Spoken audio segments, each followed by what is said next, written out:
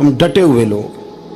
سرکار نے فلاح انسانیت کے لیے جو دوسرا کام کیا نا، وہ لوگوں کو احساس دلایا ہے کہ اگر غلطی ہو جائے تو تم نے بندوں کے سامنے اپنے آپ کو کلیئر نہیں کرنا، تم نے تو رب کے سامنے اپنے آپ کو کلیئر کرنا، اللہ کے سامنے تم نے بچنا ہے کہ میرا گناہ معاف. اور حضور احساس پیدا کرتے تھے. بخاری شریف میں قبیلہ غامدیہ کی اس عورت کا تذکرہ موجود ہے جو خود آئی تھی، کوئی گرفتار کر کے نہیں لایا تھا، از خود آئی.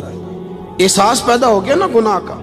یہاں بہت ساری غلطیاں کر کے بھی لوگ جب اپنی بات کرتے ہیں تو کہتے ہیں کبھی یاد تو نہیں کسی کے ساتھ زیادتی کی ہو، یاد تو نہیں کبھی کسی کا. بھئی آپ نے اتنے بڑے ولی ہونے کا دعویٰ کر دیا. انسان تو انسان رہتا ہے. بڑے بڑے لوگ کہہ گئے کہ یا اللہ اگر انجانے میں بھی بھول گئے ہیں تو ہم سے درگزر فرما. لیکن جب ہم تیار ہی نہیں ماننے کو. حضرت انس بن مالک کہتے ہیں وہ خاتون آئی، کوئی پکڑ کے نہیں لایا، کسی 14 دنوں کے ریمانڈ پہ نہیں اسے منوایا گیا، اسے وہ خود بخود آئی.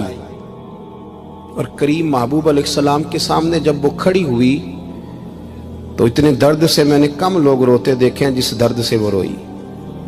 عرض کرنے لگی حضور میں غلطی کر بیٹھی ہوں، مجھ سے زنا ہو گیا، مجھے پاک کر دے.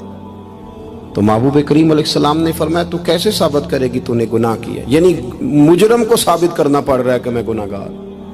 یہ وہ کمال ہے کہ انسانوں کو احساس ہونے لگے کہ یہاں ہم غلط ہیں. جب اعتراف جرم ہوتا ہے، جب بیماری کی تشخیص ہوتی ہے تو پھر اس کا علاج بھی ہو جاتا ہے. حضرت انس بن مالک کہتے ہیں وہ عرض کرنے لگی حضور میرے پیٹ میں ناجائز بچہ ہے. حضور نے فرمایا جا جب بچہ پیدا ہو تو پھر آنا. وہ 8 ماہ کے بعد آئی تو اس کی گود میں پھول سا بچہ تھا. حضور نے فرمایا واپس جا، جب روٹی کھانے لگ جائے تو پھر آنا. وہ 2 سال 2.25 سال دودھ پلاتی رہی. پھر جب آئی تو بچے کے ہاتھ میں روٹی کا ٹکڑا تھا. کریم محبوب صلی اللہ تعالی علیہ وسلم سے آ کے جب اس نے بات کی تو وہ درد سے روئی، کہنے لگی یا رسول اللہ 3 سال ہونے کو ہیں، میں نے گناہ کیا ہے، میں ساری رات سو نہیں پاتی. حضور تڑپتی، اگر اس حال میں مر گئی تو اپنے رب کو کیا منہ دکھاؤں، مجھے پاک کر دے، میرے حال پہ رحم فرمائے.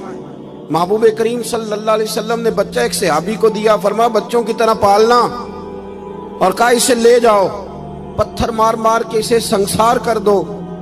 صحابہ کہتے ہیں اسے پتھر لگ رہے تھے اور حضور بے چینی کے ساتھ ٹہل رہے تھے. آ کے خبر دی حضور وہ تو وصال کر گئی، انتقال ہو گیا.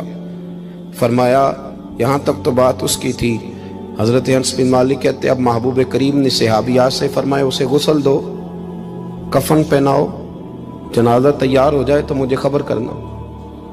حضرت انس بن مالک کہتے ہیں غسل ہوا، کفن ہوا، جنازہ تیار ہوا تو حیران ہم تب ہوئے جب میرے محبوب نے فرمایا صفیں بناؤ، میں خود جنازہ پڑھاؤں گا، میں خود جنازہ پڑھاؤں گا.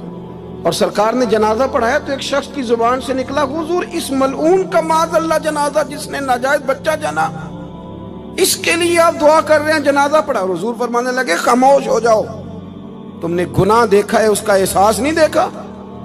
تم نے غلطی دیکھی ہے لیکن اس کی توبہ کا انداز نہیں دیکھا.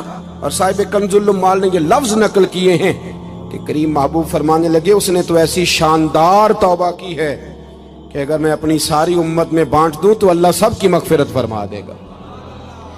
احساس جب پیدا ہو جاتا ہے نا اپنے دل کے اندر کہ یہاں میں غلط ہوں. ان العبد اذا اعترف ثم تاب تاب اللہ علیہ او کما قال نبی صلی اللہ علیہ وسلم، رواہ مشکات.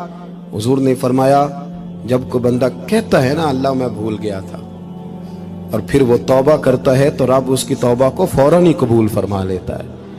پہلی بات یہ کہ عقائد کو مضبوط رکھیں، مضبوط عقائد. اور یہ جو آج کل ایک اور ماحول چل رہا ہے، کو تھوڑا ادھر کو تھوڑا ادھر، عقائد وہی درست ہیں جن کی تشریح شیخ عبدالحق محدث دہلوی نے فرمائی. عقائد وہی درست ہیں جن کی بابت حضرت مجدد الفسانی لکھ گئے، اور ان سب کو اگر کھلا کر کے بیان کیا تو امام احمد رضا فاضل بریلوی نے بیان کیا. انہی بزرگوں کی باتوں کو کھول کر ہمارے سامنے رکھا. مضبوط عقائد کی زندگی گزاریں. اور دوسری بات اگر کبھی کوئی غلطی ہو جائے پھر اس کا احساس پیدا کریں، پھر اس سے توبہ کریں. تیسری بات جو فلاح انسانیت کے لیے بڑی ضروری ہے وہ یہ ہے کہ تھوڑا احساس پیدا کریں دوسروں کا. میری زندگی میری ذات سے شروع ہوتی ہے. میری ذات سے، میرے سے ہنس کے بولو، میری بات مانو، میرے پیچھے چلو، میرے آرام میں خلل نہ آئے، میری طبیعت کے بھئی آپ کی طبیعت کے مطابق چلیں تو پھر تو آپ بہت بڑے خود غرض ہوئے کہ آپ نے صرف اپنے لیے سوچا۔ محبوب کریم کا کمال یہ تھا کہ حضور نہ دوسروں کا بڑا احساس فرماتے تھے۔ آپ بخاری مسلم کی وہ حدیث پڑھیں تو حیران ہو جائیں کہ سرکار فرماتے ہیں میں جب نماز کی نیت باندھتا ہوں تو میرا دل کرتا ہے میں لمبی نماز پڑھاؤں، جب میرا کسی کام کرنے کو دل کرے تو پھر میں ساری دنیا کچلنی پڑے تو میں کر جاتا ہوں، لیکن حضور فرمانے لگے کہ میرا دل کرتا ہے میں لمبی نماز پڑھاؤں، لیکن پھر میرا خیال آتا ہے کہ پیچھے بوڑھے بھی ہیں، بیمار بھی ہیں، بچے بھی ہیں۔ یا رسول اللہ نماز اللہ کی اور خیال بندوں کا؟